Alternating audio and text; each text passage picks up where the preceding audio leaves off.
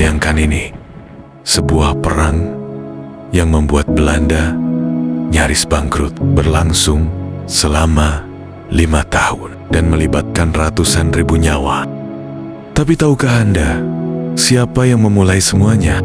Bukan seorang jenderal dengan senjata canggih, melainkan seorang pangeran yang merasa dikhianati di tanahnya sendiri. Siapakah dia? Pangeran Diponegoro.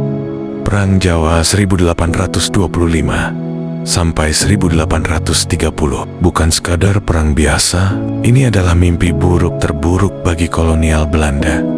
Tapi bagaimana Pangeran Diponegoro yang hanya bermodal keberanian dan taktik bisa membuat kekuatan sebesar Belanda, porak-poranda, dan lebih penting lagi, apa yang sebenarnya dia perjuangkan? Temukan jawabannya sekarang.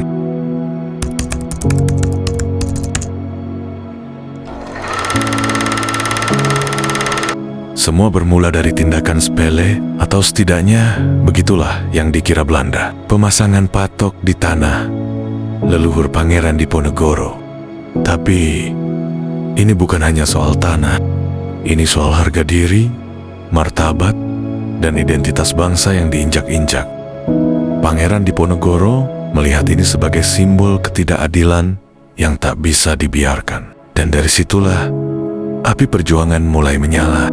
Tapi ini bukan perang frontal. Ini adalah perang gerilya yang akan membuat Belanda kewalahan selama 5 tahun penuh.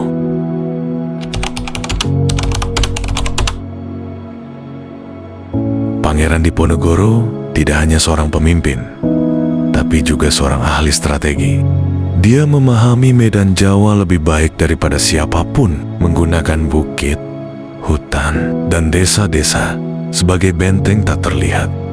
Taktik perang gerilya ini berhasil memecah konsentrasi pasukan Belanda.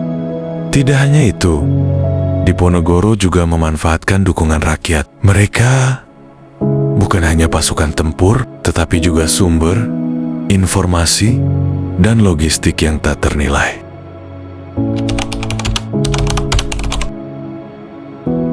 Tahukah Anda, Perang Jawa bukan hanya perang lokal, ini mengguncang ekonomi Belanda hingga ke jantung negaranya.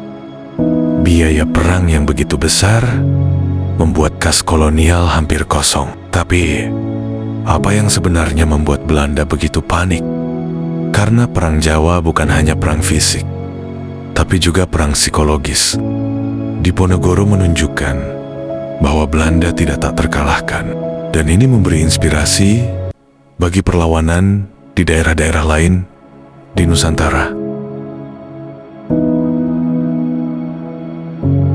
Namun, perang ini berakhir dengan cara yang tragis. Belanda menggunakan tipu muslihat untuk menangkap Pangeran Diponegoro. Dalam perundingan damai di Magelang, dia diasingkan ke Makassar, jauh dari tanah kelahirannya.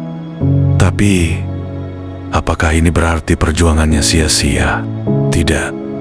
Perang Jawa menjadi simbol perlawanan terbesar dalam sejarah Indonesia.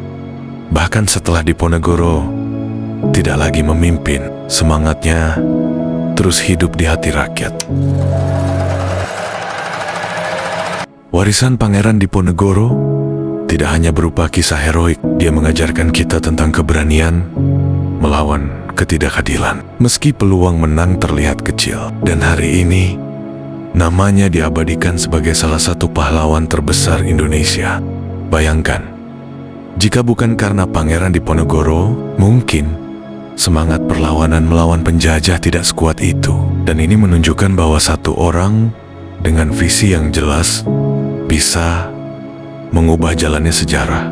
Perang Jawa adalah bukti bahwa keberanian dan strategi bisa melawan kekuatan sebesar apapun.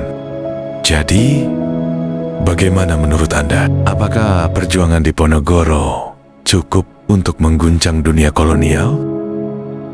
Tulis pendapat Anda di kolom komentar. Dan jangan lupa untuk like video ini dan subscribe channel kami untuk cerita sejarah lainnya.